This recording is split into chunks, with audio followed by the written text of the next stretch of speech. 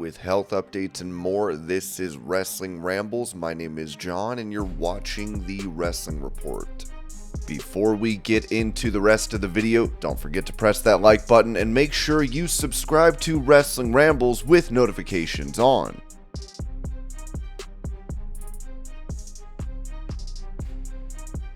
Giving his perspective on those in modern pro wrestling using light tubes in matches, The Undertaker noted on his 6 Feet Under podcast, "I get stuff on my social media feed from people getting bashed with there will be 8 fluorescent bulbs on a thing in front of 10 or 15 people and they're doing all this over the top stuff. I don't know what the story is. All I'm seeing is there's not enough people in that audience to generate enough money to get me to take something that ridiculous. If I'm on the WWE payroll, they're going to make it worth my while. Their mindset is probably, well, if somebody sees this."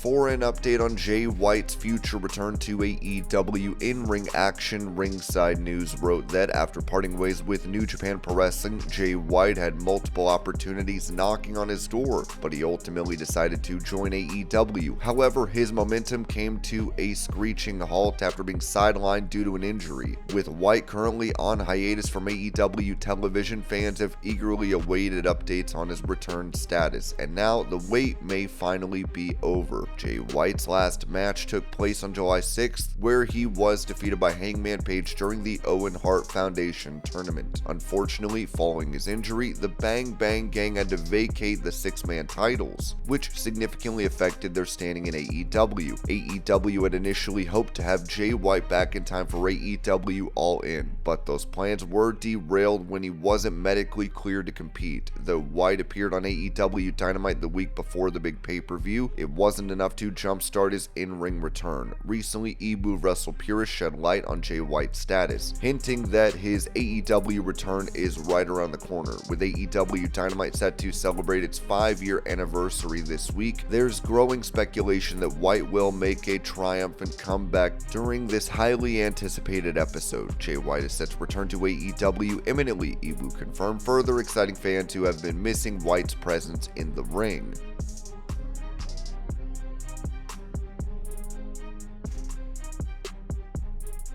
Mentioning Triple H taking over creative duties from Vince McMahon and WWE, JBL noted on Sportskeeda, "Triple H is the only one to me that could have taken over for Vince. He's not only taken over and kept the company the same, they made it better. What they're doing is just amazing. The billion-dollar TV contracts, the crowds they are drawing, I am blown away by what he and Nick Khan together and the entire team, Bruce Pritchard and all the guys, what they've done. It's absolutely amazing to me."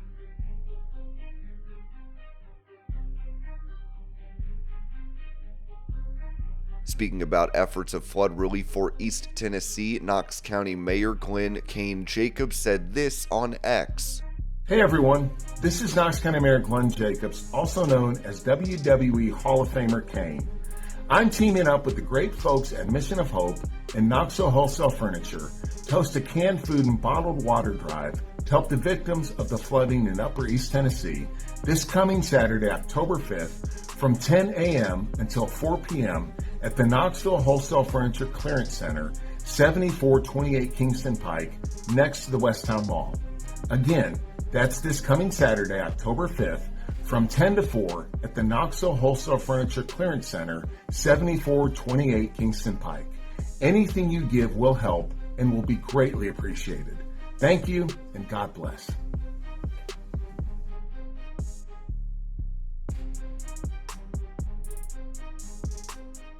Going over his goals in pro wrestling, former WWE star Matt Cardona told Walkway to Fight Club, "That's a great question. What is left to prove on the independents? I've done it all, besides just reinventing myself and becoming bigger than I was in WWE. I've done everything there is to do on the indies and then some. So what is next? I feel like I need to sign a contract somewhere, but at the same time, I don't want to sign a contract just to sign a contract. I don't want to be on a roster just to be a guy on a roster. Been there, done that. Listen, if WWE or AEW called and there was a good offer with some intent to use me a certain way, of course I'd have that conversation, but I'm not gonna BS. I haven't gotten an offer from either of those companies, so until then, I just gotta keep raising my stock and elevating myself and trying to change the game on the independent level. I've said it many times, I'm not trying to pass the torch to anybody. I'm trying to light a new one for myself, and I feel like I have. But at the same time, if I could give somebody the rub or elevate somebody else, so be it. I feel like I've done a lot of that, but I'm 39 years old. I'm not getting any younger. At the same time, I don't even feel like I've entered the prime of my career, so it's a challenging time because what's next? So I dropped this video just to kind of say, alright, when you see me at an indie show, you're not going to see the indie god. You're not going to see the deathmatch king, although I am those things. You're seeing, it's not a new Matt Cardona, it's just a fresh coat of paint. It's just the next chapter. How long is that chapter going to be in this story of Matt Cardona? How long is this character? Is it a couple weeks and then I go to WWE or AEW? Is it another year? Time will tell. Always ready is a catchphrase I use. It's the way I live my life and my career. I have to be ready for any and all opportunity, and that's why I feel like I have been able to thrive on this independent level. But at the end of the day, I don't want my career to end just wrestling in these smaller venues or these high school gyms or these ballrooms. I want to end it at big stadiums, WrestleMania or Arthur Ashe. I want to end it where I feel like I have to end it, in the big leagues on a big stage.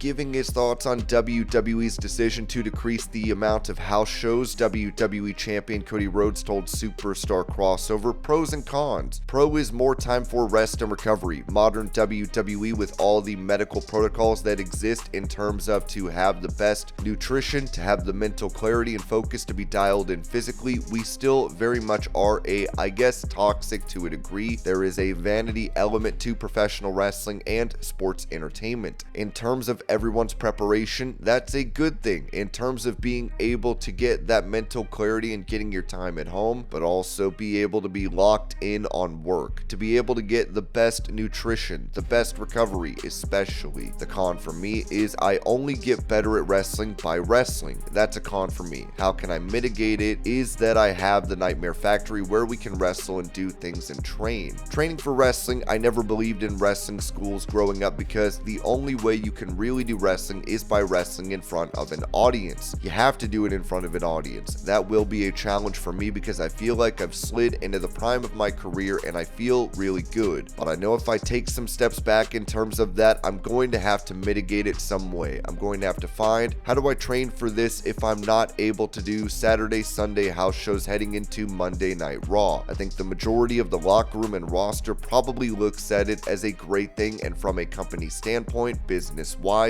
it makes the shows when they do come to your city more special versus just being a given. It's mainly pro across the board. I just have to find a way to keep the wrestler in me wrestling.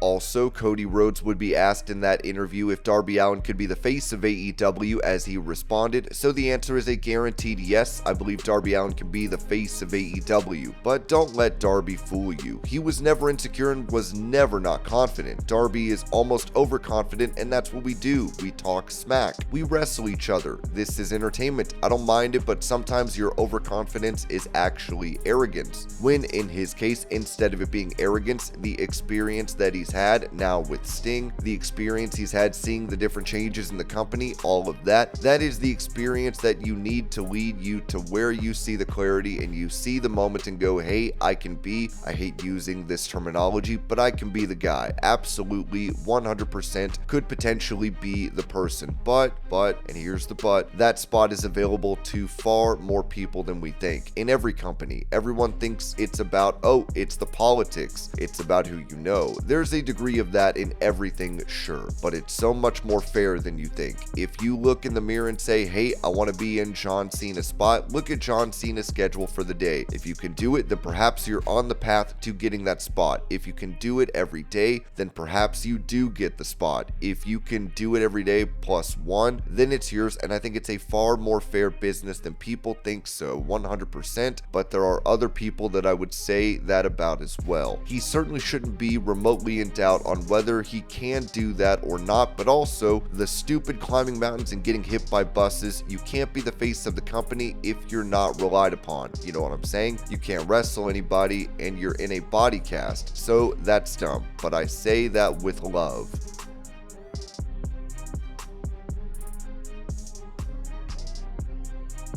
During an interview with Kevin Ioli, producer Matt Maxson talked about how the Mr. McMahon Netflix docuseries evolved over time. I got a call in June or July of 2021. I came onto a project that had been going on since 2018. It had, at that point, 2 acts already. Filming didn't really begin until 2021. I was getting in still pretty early on. We were taking something that, at the time, really didn't have an ending. It wasn't necessarily the most compelling story. It was a guy who built this empire up, and at that point looked like he was on cruise control. We had all these different endings we were workshopping, like, is AEW going to be the challenge for him? Is this going to happen? We'd gotten pretty far into production all of 2021 and early 2022. And I remember we were screening cuts. We had a first draft for the first 5 or 6 episodes, and I remember sitting down to watch it. As we're reviewing it, we're giving each other notes on things. That was when the first Wall Street Journal article came out. We had to take a backseat from there and rethink everything from the ground up. I have never been on a project that has lasted this long, that has felt like it's taken so many acts. I think Bill Simmons said he remembers 14 cuts. I remember a lot more than that. It just felt like it went from something that felt static and stale and locked in time to where you're nervously refreshing Twitter going, is something else going to come out that we don't know about?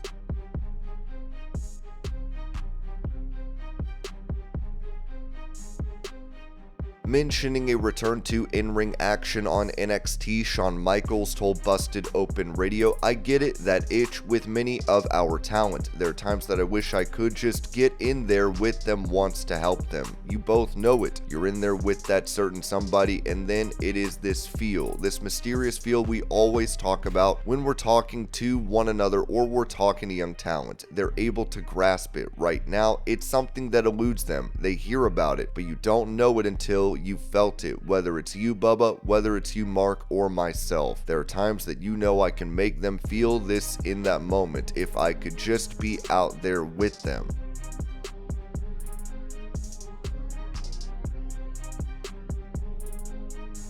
Shawn Michaels would also mention the possibility of CM Punk taking his position on NXT, telling the Ringer Wrestling Show. So if that is in his heart to do, absolutely, Michaels said about CM Punk potentially being his successor at NXT. And again, I will say, whether it's CM Punk or anyone that has a passion for that, I would absolutely understand it because it happened to me. This place is infectious. CM Punk obviously seems to be somebody that enjoys that as well. So I will say this, as I've said on many occasions, when he's ready to make that move after his in-ring career, I'll support him every step of the way and help in any way that I can.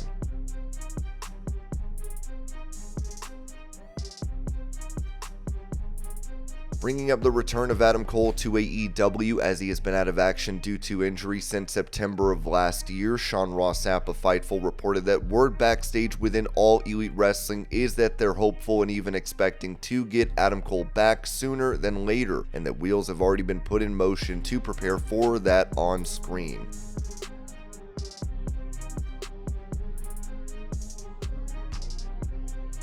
For details on an AEW star's recent hospitalization, Ringside News wrote that Sean Ross Sapp reported on Fightful Select that former AEW Trios, Tag Team, and TNT champion Luchasaurus, known as Killswitch, is currently recovering after his fiancée discovered him collapsed on Friday, September 27th. As of now, he is still under medical care. The AEW star was quickly taken to the hospital, where doctors found his blood oxygen levels below 80% and diagnosed diagnosed him with pneumonia in both lungs. It was revealed that he was just days away from suffering permanent lung damage. In the days since, Killswitch has been on supplemental oxygen and has been advised to expect a recovery period of over a month. His timeline for returning to the ring remains uncertain. As of this writing, Killswitch's most recent match in AEW took place during the AEW World Title No. 1 Contendership Casino Gauntlet at AEW All In 2024.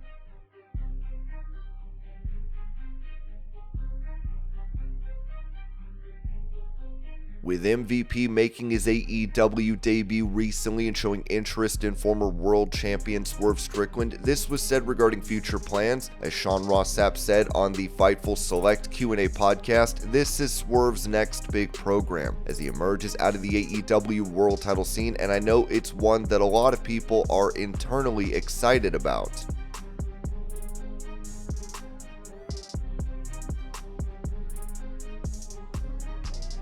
In some unfortunate news, Ringside News wrote that we are very sad to report that Pete Rose, who lit up the baseball diamond for decades under the Cincinnati Reds, has passed away at 83 years old. TMZ reports that Pete Rose passed away yesterday at his home in Las Vegas. His agent, Ryan Fitterman of Fitterman Sports, confirmed the news and stated the family is asking for privacy at this time. Rose was one of the greatest baseball players in history, earning 17 All-Star Game selections, winning 3 World Series titles, and being named the 1973 National League MVP. His cause of his death has not yet been revealed. Although Charlie Hustle was never inducted into the MLB Hall of Fame, and it's likely that he never will be due to the fact that he bet on baseball, he did receive that honor in WWE. He also had quite a resume of angles in a WWE ring that encompassed some big-time events. Between 1998 and 2000, Rose appeared at WWE's WrestleMania pay-per-view event. At WrestleMania 14, he served as a guest ring announcer before a match between Kane and The Undertaker. He taunted the Boston crowd before receiving a tombstone pile driver from Kane. Then at WrestleMania 15, Pete Rose sought revenge by dressing as the San Diego Chicken and attacking Kane, only to take another tombstone. He returned at WrestleMania 2000, but was again thwarted by Kane and Rikishi. In addition to these appearances, Rose featured in a Halloween-themed commercial for WWE's No Mercy event in 2002 and was chokeslammed by Kane. In 2004, he was inducted into the celebrity wing of the WWE Hall of Fame, becoming the first celebrity inducted, with Kane presenting the honor. Rose also guest hosted an episode of WWE Raw in 2010. And this was your pro wrestling news update. I hope you're all having a great day. Thank you so much for watching, and I will see y'all later.